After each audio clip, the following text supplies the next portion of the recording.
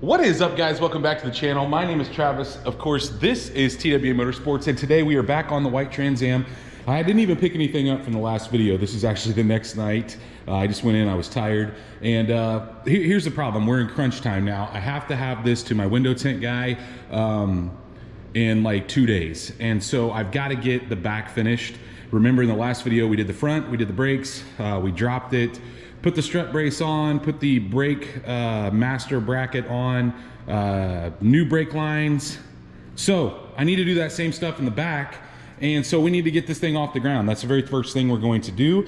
We're going to start by getting it off the ground. I'm going to lift by the center of the differential. We'll get some jack stands in there, and I'll kind of show you guys what my plan is. I kind of showed you in the last video what I had planned. I've got a new panhard rod, new lower control arms, lower control arm relocation brackets. We are obviously going to cut the springs like we did on the front. I know for the people that don't like that, I'm telling you, I've used them all. I cannot tell a difference as far as ride quality, whether you cut the spring or buy an expensive one. It just doesn't. Unless you get with the coilover, like what I'm running on the red Trans Am, then you can really tell the difference as far as adjustability and whatnot. But as far as like ride quality with the cut spring, haven't had any issues. But let's get this thing off the ground. Probably gonna go ahead and knock the wheels off as well, and then we'll get started.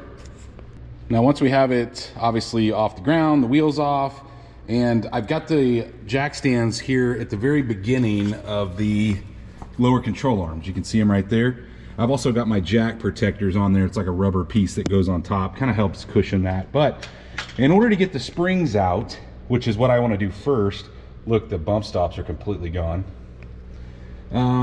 I need to take this 21 millimeter out.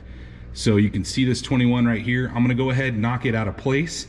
Once we do that on both sides, we should be able to push this out, and then we should be able to get the rear end to drop and be able to get our springs out of place. You can see we've got, well, you probably can't see, but the shock is loose. And so now we should be able to, we may have to go grab a pry bar. We're gonna pry this up and get this spring out of place. Sometimes it, over the years, gets stuck, but we'll just use a pry bar right here, kind of pry it up and get it loose, and then we should be able to go ahead and drag it out. We've got, sometimes you have to undo the sway bar, but I think we'll be able to get it without doing that. Yeah, it didn't take much to get it out. I just had to pry on the bottom, and we got it out here. And you should have, a lot of times this will stick up top, but you should have this isolator. When you hear people say they use the heater hose mod, they take this out and use a piece of heater hose on the top of the spring. I'm actually not gonna do that. We're gonna cut exactly a hoop and a quarter, just like we did in the front. And I'm probably going to reuse this guy. And we should still get about the same amount of drop, but that's the plan anyway. We're gonna cut, and I wanted to get these out quickly because I'm running out of daylight. I'm cutting them outside, but I'm gonna make that cut here, and then I'm gonna go a quarter of another hoop and cut there. Wanted to show you what they look like after cutting.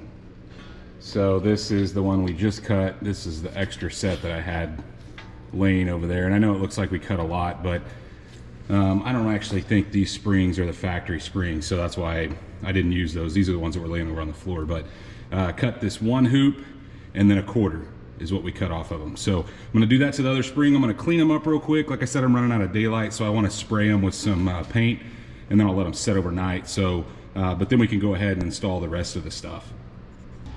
Now that I've got both the springs cut, I'm gonna go ahead and take my brake out of the way.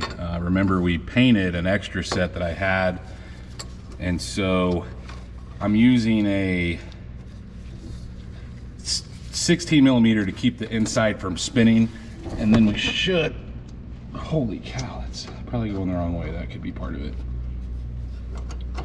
15 millimeter on the bracket and the caliper guide pin bolts. So we need to get, I'm gonna take the bracket off separately. So we'll get these out of the way. You can see it's spinning. 16 millimeter, like I said, on the inside to keep it from spinning. So we'll get that out, get the caliper off, and then we'll have the bracket, which is another 15 millimeter bolt. There's two of them, one at the top and one at the bottom. And I'm just gonna let the entire assembly just hang out there. Like I said, we did replace the brake lines in the front. We're also gonna replace them in the back. And so you don't need to worry about putting stress on your brake lines. Obviously, if you're reusing them, you know, find a place to pin them up. But once we do that, then we should be able to pull the rotor off here. Now that we got that bracket out of the way, that guy, I was gonna say, should pull right off. I noticed my other one, this is loose. I don't know if it's broken or what. There must be a tab broken on the other side. But we got the old stuff out of the way. So I think what we will do next, guys, is you don't want to just set this over here. You don't want to just take all the suspension apart at one time, because the rear end, it's got a panhard rod, which we're replacing. It's got lower control arms, which we're replacing. And so if you just go and take everything off, the rear end's going to get really crazy. It's going to want to go every which direction. So what I think I will do is I think we will move on to the panhard rod and take it off. We'll go grab the new, and we'll talk about what we're going to be doing there, and get the new panhard rod in place, and then probably move on to the A-arms or even the brake lines, because besides the brake line that goes from this guy here up to the actual caliper, we're obviously replacing that, but there's two other ones on the inside because this is a traction control car that we got to replace as well. So 4 in total in the back, 1 per side, and then 2 in the middle. If you have a non-traction control car, you'll only have 1 in the middle because the traction control works off the brake system. So, but either way, I'll climb under here. I'll show you what we need to undo. We should have a bolt on this side right here. You can see the panhard rod goes up to it, and I believe it's a 21 millimeter. I will let you guys know if it's different. We're gonna take that one out. Should be a nut on the inside as well, and then you could see it goes up and to the other side, and it's a little easier to access on the other side because it's a little higher. There's a piece that hangs off the frame here. We'll get it out of place, and then we'll go grab the other and show them side by side. You can see at this point we've got the old one out. And guys, one other thing, 21 millimeter on the head of the bolt, 18 on the inside. So weird. So what are the differences here? Obviously, the factory uses rubber bushings. Nothing wrong with that. Actually, rubber's really quiet. That's why they use it. But other than that, you can see it's a stamped steel piece. So it's really weak. And a lot of times, you know, they'll have flex in them. Now, this isn't generally my preference on a street vehicle. Polyurethane, while it lasts a long time, it generally does have some binding in it because it doesn't give like rubber does. So it's going to be a little more solid, but it's also quiet. Other than you may get an occasional squeak, generally what I like to go with is a poly side on the side that's going to be on the actual car itself, and then a rod end on the other end. So we've got poly here. You can see we've got poly on both sides. And so I like a rod end on the side that rides on the rear end, and the main reason is because then you get less deflection. So if you guys go back and look at my red Trans Am video, that's what I have on it. I've got a poly on one side, a rod end on the other side. I don't hear any noises in that car after I put that on, but that wasn't available at the time that I ordered this. So I mean, it was, but you would have had to wait a long time. So how I line this up is I use my old one as a guide, and I use my bolts. So I'm gonna put one bolt in here, and I'm gonna put the other one on the other side, and then this guy spins. If I can slide it down here. We need to open this up by doing this. And technically, we should be able to do it, yeah, like this. So we're just spinning the inside to open it up. And what I wanna do is I wanna get it to the point where these guys line up. So just like that. Got a bolt in both ends. That gives us a good starting point. So I'm gonna just loosely thread my jam nuts back into place. We're not gonna tighten this, but what I can do is we can go ahead and put it back in the car. And depending on, you can really put this on either side if you wanted to, but it seems like you have a little more access to adjust it if it's on the rear end, like the bottom side. So if this is closer to the rear end. Now, you don't have to put it there, and there is instructions that tell you which way to put it on, but there's not a right or wrong way. Just one way is a little easier to adjust while it's on the car. So what I'm gonna do is I'm gonna use a little bit of grease on these bushings on the outer sides of them, even though they do have grease zerks in the middle. I'm gonna put some grease on the outside just to help. I'm also going to clean the channel out that these things set in, and make sure all the dirt and debris is out of there so we get a nice clean mating surface. And then we'll put that grease on there and get this thing back in place. Now all I'm going to do, guys, is I'm going to put this in loosely. Not going to tighten it. I'm just going to run the nut down and not even get it really super snug, because we want to adjust all this stuff with the suspension loaded.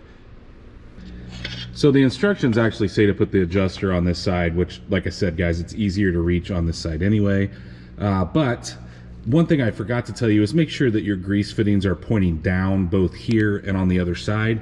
And then if you have problems, because here's what happens when you take the old one out, the rear end shifts. And so if you have a buddy to help you, it's nice. If you don't, you can put a ratchet strap on like the rear end and then the other side and kind of pull it where you can get this second bolt in right here, because I put that other bolt in on that side first. And if all else fails, you don't have a ratchet strap and you don't have a buddy, then you can thread this out to lengthen it and just count how many times you turn it. Look, we're going to be adjusting this at the end, so ultimately it really doesn't matter if you count it. I like to do that so we can get it as close to the factory setting as possible, even though the whole purpose of this is when you lower it, the rear end wants to shift to one side or the other. So that's the whole purpose of an adjustable panhard rod, is for a lowered vehicle. That's why I bought what I bought. But at this point, I'm gonna go ahead and take, same situation, guys, one side at a time. I'm gonna take out the lower control arm here. So this guy right here, that's also a stamped steel piece, because we did get some replacements for it as well. And so in order to do that, I wanna say this is a 21 also, and I believe it's a 21 on both sides. So let's actually check here. Oh no, it is not a 21. It could be an 18 or possibly a 20. I can barely see it right here. But either way, I will let you guys know what size that is. Obviously, we're gonna have one on the body up front, and we're also gonna have one here.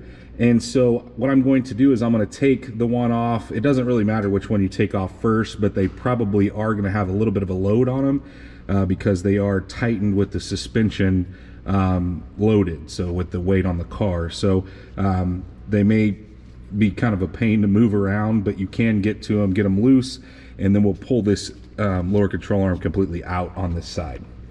It is 18 millimeter, by the way, guys, and we've got this one out. Like I said, make sure we're doing one side at a time. Same situation here, just a stamped steel arm. They do make adjustable ones. A lot of times, guys, you know, they'll run an adjustable one. I actually have adjustable ones for the Trans Am, the red Trans Am.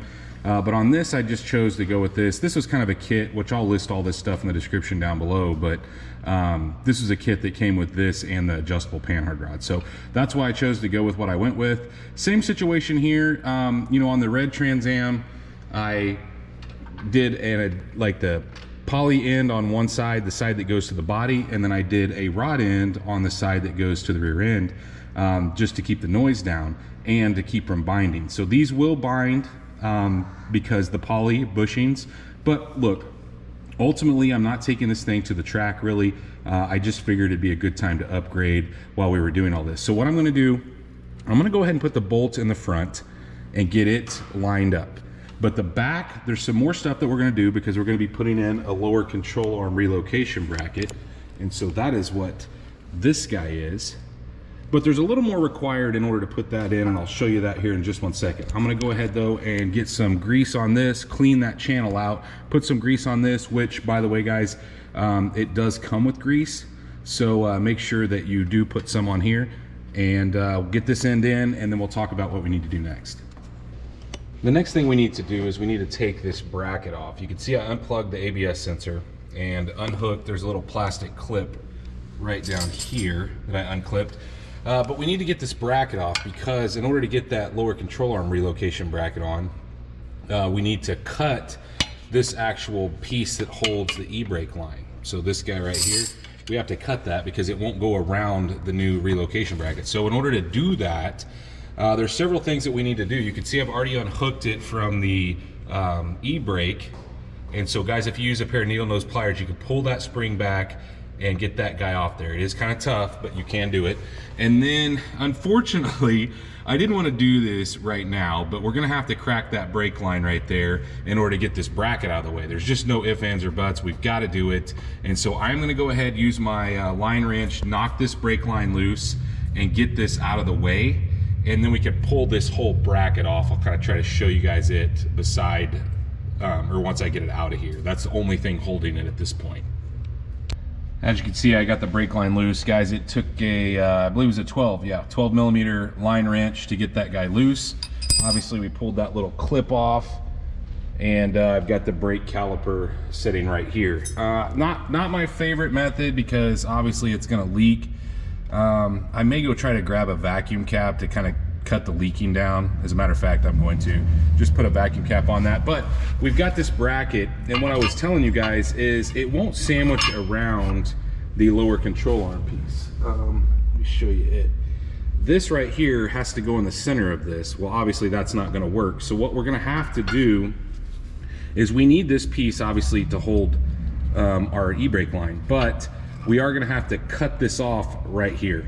And so I actually have an extra set of these that I've already cut, and so I'm going to go grab those, but I'll probably put those on, you know, closer to the end here because I'm waiting. I actually painted them. I cut them just a minute ago and I painted them, so they're going to have to dry. But we do need to bend these tabs back and get this line out of place, which we can go ahead and do. But I'm going to go grab a vacuum cap and get that guy capped off. And what we may do is, while I'm waiting, I'll get this out, but we may go ahead and do those inner brake lines since we're already making a mess. Capping that off made a pretty big difference here, so that should slow it down at least. It may leak past it after a while, but that should at least not have it dripping in my eye when I go under there. All right, so on to the inside here. You see the two brake lines that we've got to replace. Like I said, your kit should come with 4 in the back if you have a traction control car. So we have this guy here, so you can see the hard line running in, and you have another hard line running in, and then you have 2 that come right to here. And so we're gonna replace those. Same situation, we're gonna bust them loose with the line wrench.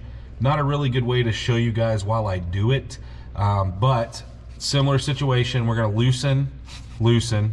We're gonna pull the clips off after we get them loose. Then we can go ahead and thread them all the way out. Same thing on the other side, and our new ones should fit right in place. And they are different sizes. If you guys notice, there's different sizes. So you may need some different line wrenches. I notice these brake lines are kind of getting crusty too. So that's something to keep in mind, guys. If you see a line that needs to be replaced, this is a good time to do it. These are just surface rust, but if you got a line that's completely rusted through or looks worse than this, it may be a good time to replace it. Even though it is a huge pain, they do make replacement lines. So it's the next morning, and the reason I waited is this needed to dry. And guys, I did trim a little more off this than I needed. You just need to cut that outer piece off. So this guy here, and the reason I say that is there is an alignment piece that's supposed to go in here.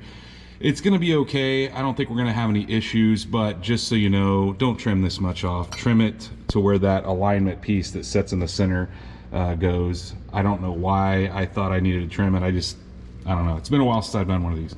So anyway, what we need to do is we need to sandwich this guy. So we need to put this up here, and you can see the front goes here, so it lines up with the shock. That hole is for the shock, and then this one obviously goes here. Now, in order to make that work, we need to put this guy in the center so this doesn't smash down at the same time. So it's going to be kind of cumbersome to get that in there, but I'll show you what it looks like once we get it installed. I'm just going to put this top one in, and then obviously we need to figure out which hole we're going to use. Generally, I use the very bottom one. This is one reason I went with the UMI for a couple reasons. One, it's black, and nobody else seems to make a black one. I'm generally a BMR guy, but BMR still use that hammer tone color, and I don't love that. So on the red car I used red, so BMR is generally what I go to. I think that both of them make quality stuff. So I mean, I'll list this stuff down below in the description if you want to use the UMI stuff. Never had any issues. I've used both, and they've both been great. So either way, I'm going to put this in, and then I'll show you what it looks like. Now you can see I've got it all in place, and I did use the bottom hole. And so the only thing I haven't done here is I haven't put the shock in place on this other side. You can see I don't have the shock in, and the reason why is the shock is all the way down. I need to lift the rear end. Obviously, in order to do that, we need to put the spring back in. So I'm gonna go ahead, go to the other side since we're all hooked up here. Remember, you only want to do one side at a time because the rear end will get real crazy if you don't. And so I'm gonna go ahead and do the other side, get it assembled just like this. Remember to put your little sleeve in the inside. You guys can see that little sleeve on the top side here. Make sure you put that in, otherwise when you go to tighten this all down, it's gonna smash this up top. And you can see I've got my brake bracket on the outside. We need to put our brake line, probably can go ahead and put it back in as well, obviously. And yeah, we can go grab the springs. So I'm gonna go do the other side. We'll grab the springs, talk about how we're gonna go back together with those, and then hopefully we can lift this rear end up and get everything tightened up. Now we're ready to put the spring back in, and we got to do this at the same time. So we got to put this one on so you can see this guy. I'm going to reuse it. We need that end of the spring to line up there like this. And then guys, I'm really picky about this. I want these to be the same on both sides. So like this, I generally put on the back and or on the front, but either way, make sure it's the same. So like the opening of the bottom of the spring, make sure it's either facing back or facing forward, or however you want to face it. Make sure it's the same on both sides. All right, so that there's no issues with the way it sets in there. So I'm going to go ahead and put this in, and then once I do that on both sides, then we can go ahead and start lifting the jack. And so what that'll allow us to do, we want to line up with this pocket up above, but as we jack it up, we'll be able to line up our shock and then go ahead and get the nut loosely threaded on it. So it's going to go through the hole in that lower control arm relocation bracket and the original shock mount. One thing I didn't even talk about, guys, is the reason we do this, the relocation brackets, is obviously when we lower a car, the suspension changes, the geometry changes. Well, a lot of times when you lower one of these cars, they'll have a lot of wheel hop if you don't use a relocation bracket. A lot of times people can get away with that wheel hop by using those lower control arms like I had, but this just gives it kind of the best of both worlds, a stronger lower control arm, and then it changes the point in which your suspension loads up. So I've got it in the bottom hole, which is more meant for like drag racing. The upper holes are more for like autocross. So you could just experiment with it if you don't like it where it's at, if it's launching too hard. That's really the reason I put it in the bottom hole is, and I'm not gonna drag race this, but that's always what I've done, is put it in the bottom hole. But either way, let me go get the spring put in on the other side. We'll lift this thing up, get it into place, and get those shocks put in, and I'll show you guys underneath once I get that lifted. Now that we've lifted that up, while we're lifting, of course, like I said, guys, make sure that your spring is going in the pocket up top here. You can see there's like a circle, and basically that piece of rubber needs to center in that circle. But it's time to torque a few things that we can go ahead and torque. So the very top, so where the lower control arm used to be, that top bolt, we need to torque it to 50 foot-pounds. We're not gonna torque the bottom one yet, this very bottom one that actually has the control arm bolt.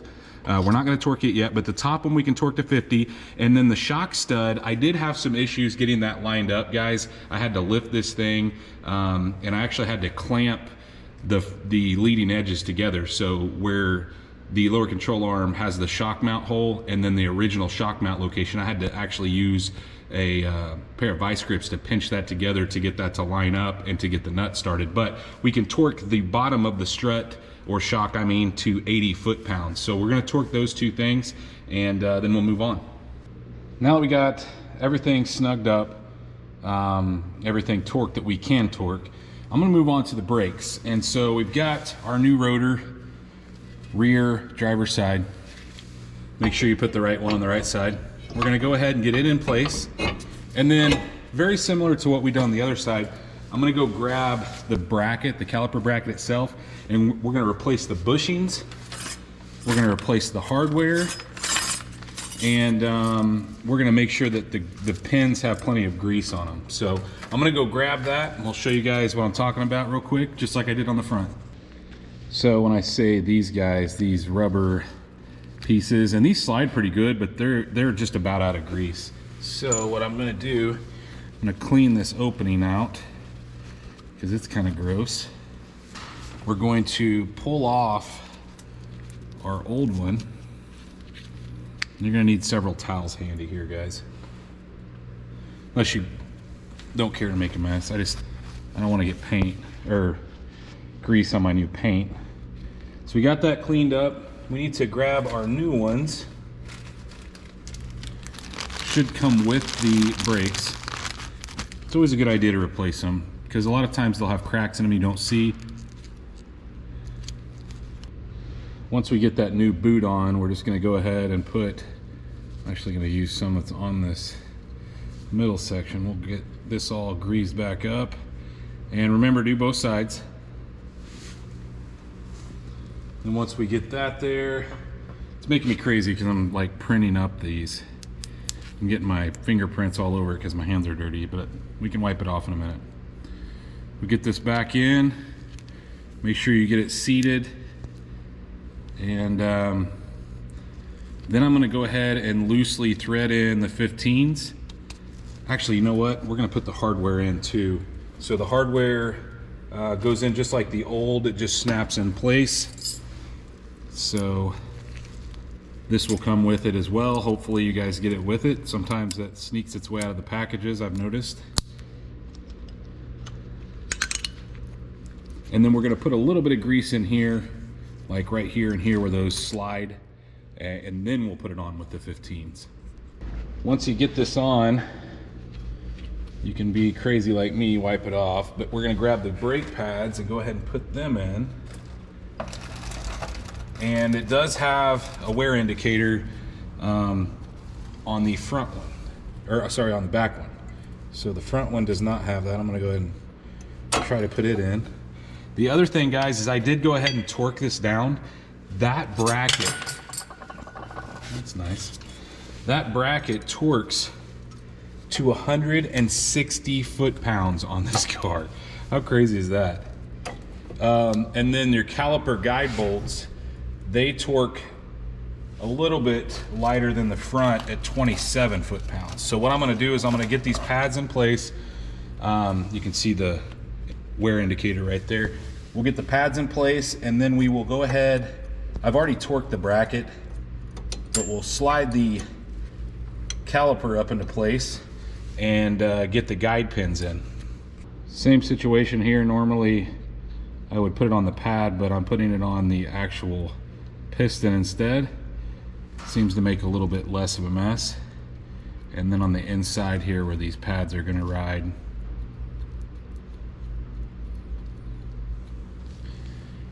and the other thing, guys, is I'd like to, got a bunch there. I'd like to go ahead, I was going to go ahead and put the brake line on, but I think I'm going to wait. Let's just go ahead and get this in place. Torque this down. Remember, if this inside piece spins, it's a 16 millimeter. While you're snugging that down to the 27, it torques to. Almost forgot to put this in too. Don't forget to put your new hardware in. It snaps in from the inside. So for the brake, we need to get a couple of the crush washers that come with this, as well as the banjo bolt. It's got a hole in it, a hole in the center. We're going to sandwich this on here like this, put this through the middle, put this one on the other end. Now if you want to get technical, this is supposed to torque to 30 foot-pounds. It is aluminum, so be careful. But this I found on this actual caliper. I'll try to bring you back here and show you. If I could get you back here, get some light back here. So I found that if you put it in straight like this, so this top piece will go up against the caliper. And what I'll do is I'll put it in place, and then I'll come back and show you guys. I'm gonna go ahead and start the threading on the hard line as well. got it on there. Let's take a look at what we got. You can see, hopefully you guys can see how I mounted it. That's, to me, the easiest way to get it to not kink and go into the original holder. You can see I've got the ring snapped in. I got everything tightened up. I cleaned up my mess down below. That's just over, like, from when it dripped a minute ago.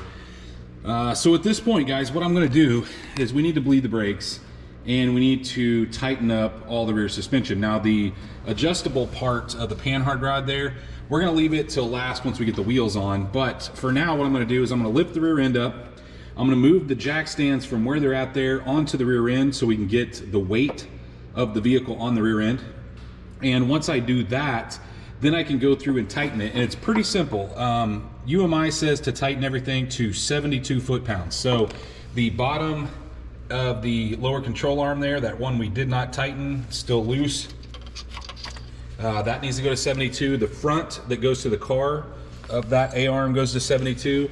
Same thing, obviously, on the other side. And then other than that, I'm gonna go ahead, it says to tighten the sway bar, or sorry, the track bar or panhard rod. We need to tighten it as well. So I'm gonna tighten it to 72 also. And we do need to put a little bit of grease.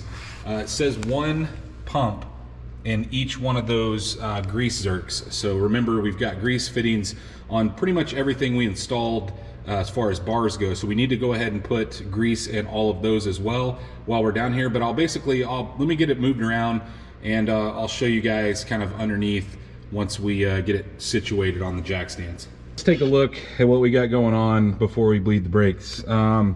New lower control arms. I went ahead and put grease in all the grease fittings. So on both sides of the lower control arm, you can see, like I said, the relocation bracket we have in the bottom hole, everything is torqued up. Same thing with the sway bar, or sorry, I keep saying sway bar, the panhard rod. And like I said, guys, I have not tightened the jam nuts here because we're going to do some adjusting after we get this thing, well, the wheels on it at least. Same thing on the other side. But at this point, I've got the jack stands where I want them. I'm going to go ahead, drop the jack out from under here, go lift the front up, get the wheels off, and we're going to start the brake bleeding process. One other thing I forgot to tell you guys in the last video, I didn't put any grease in the new tie rod ends. So I went ahead and did that as well. But we've got my handy power bleeder right here. And what we've got going on is I pumped it up, and we're gonna see if it holds pressure. I generally do this for about 5 minutes before I actually put brake fluid in. And then you can walk around, honestly, and check your lines. So you can check where the line, the new hard line's connected. We can check where the line connected to the caliper, and just make sure we don't have any leaks. So if this stays good for 5 minutes at the pressure, I think I've got it at 15 pounds right now. So if we don't get a substantial drop, that should mean we're good to pour fluid in this. And this is kind of a one-man operation. That's what's really nice about it. I don't have to come out and have somebody, come out and pump the brakes, hold, pump, hold, pump, hold. So it's really nice because it pushes fluid through. And so what we do is once this stays at that constant pressure, we'll fill this up with brake fluid, pump it up again, and then we'll start at the furthest caliper away from the master. So the back passenger, and then we will go to the drivers in the rear, and then we'll go to the passenger front and then driver front. And depending on how many bubbles I get, I may go through this cycle twice, but for sure we're gonna go through it once. Well, the unfortunate part of this is my cap is not sealing up against this. I don't know if it's because it's older or what, but it just doesn't want to seal.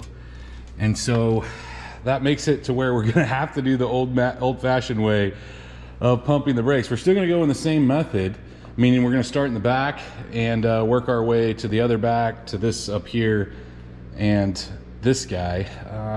It just sucks because I'm gonna have to have somebody come out and help me do it. Well, guys, they actually bled really well. You can see I ran until the fluid went clear, but look at how gross it was. But either way, we've got it all bled. I didn't show you guys that process because I had my wife out here, and luckily she was here to help me, because I don't know why my cap didn't seal off. You know, this is plastic, and I don't know, it held pressure for about 10 minutes, and then all of a sudden it just like, it wouldn't hold pressure. So I may just have to get a new, there's a little rubber ring inside those, And the first one I put in was a little too thick, and the second one seemed a little too thin. So I really need one maybe in the middle, and that would help. But got it all bled. So at this point, I'm gonna go ahead and put the wheels back on. And I'm gonna set the front down. I'm gonna leave the back off the ground. I'm gonna show you how we're gonna try to adjust that panhard rod. Now that we have all the wheels on, this is how I'm going to measure what we need to adjust. So you can see I've got, if you have a plumb bob, it works better. What I've done is I've got a string, I've got a nut tied to the end of it, centered with the wheel. So what we are going to do, guys, is we are going to measure on this side, and our number is 1, just a hair less than a quarter, about 1 3/16 on this side. So what I'm going to do, I'm trying not to touch that so I don't move it. Yeah, 1 3/16 on the nose. Yeah. So let's go over here to this side. Got the exact same thing going on over here. I'm gonna measure in the same spot on the back side here. And we have, holy cow, we've got 1 inch. Actually, about 15/16. So the rear end needs to come over. Oh, it needs to go to the driver's side. Yeah, we need to lessen the gap here and increase the gap here. So let's crawl under this thing and we'll show you what we need to do. Now that we're under here, you can see we've got our adjustment, right? And so what we need to do is we need to lengthen this bar. We need to push the rear end this direction. And so in order to do that, you're gonna spin the center of this. And now chances are I'm not gonna be able to do it by hand. I don't even know why I came out in here without a wrench, but loosen your jam nuts here. And we need to loosen this. And you'll be able to see which way it goes. So if it's expanding, these are reverse threaded. So one side is threaded different than the other. So as you go one way, this gap will get shorter, which will pull this together, making this shorter. If you spin it the other way, it will open up this gap, making the sway bar or the panhard rod longer. So that is what we want to do because we're wanting to push it out. So I'm going to adjust it. I'm going to go grab a wrench and spin this centerpiece. We're going to go out and take a measurement after I've opened it up a little bit. You can see what I mean by opening it up. Look how much gap we have between the jam nut now and the center. So we've obviously moved it quite a bit. Sorry, I got my camera kind of over. But let's go take a measurement now, since I've lengthened it a little bit, and see if we're any closer. Let's check it again here. I think I went a little too far. So right there, we're at a little less than 1 inch. About 15/16. So that tells me I probably went too far because this gap probably opened up a little bit. Yeah, maybe one turn the opposite direction to close it up a little bit, and I think we'll be good. I've got it right where I want it now. It's 1 inch on the money on both sides. So now all we have to do is just lock those jam nuts down. You're gonna hold the center, tighten the outer jam nuts up against each side of the bar. And guys, we're gonna set this thing down. We got it on the ground, looking good. Now it does look lower, but I think it's gonna look a little bit lower once we drive it down the road.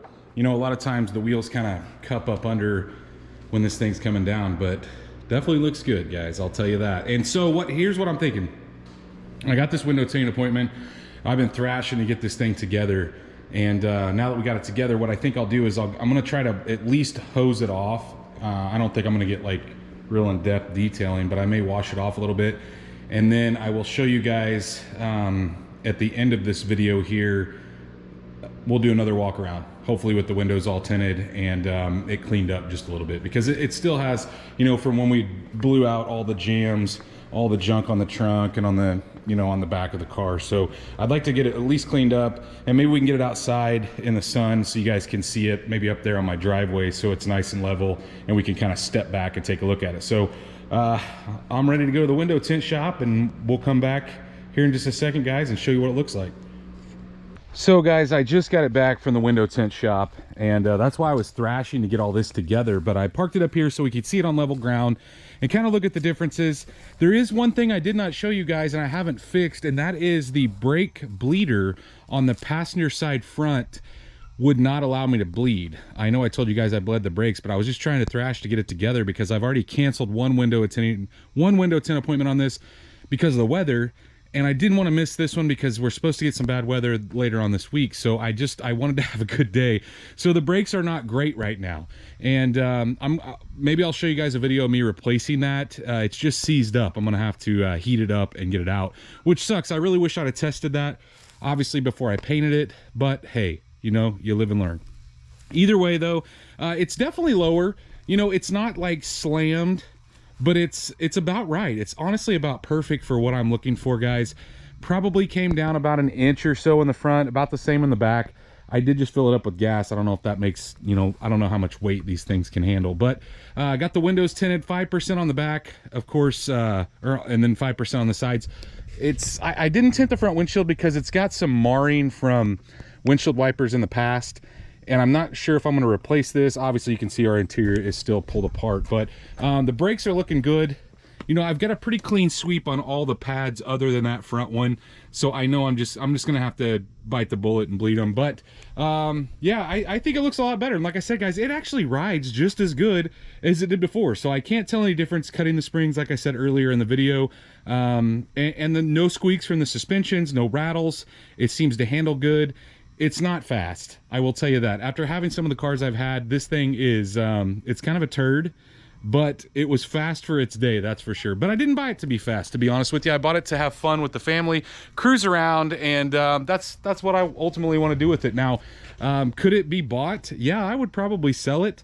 To be honest with you guys, I'm kind of thinking maybe I should be cleaning house and getting rid of some stuff that maybe is not going to be long term. So maybe to focus, I know a couple people have said, you know, why aren't you working on the red one? You're right. Honestly, I should be working on the red one instead of buying one like this and you know, working on it. So, but let me know what you guys think. Do you think I should keep it? Do you think I should sell it? Let me know in the comments down below. I know these have been a couple long videos, and we still got stuff to put back together.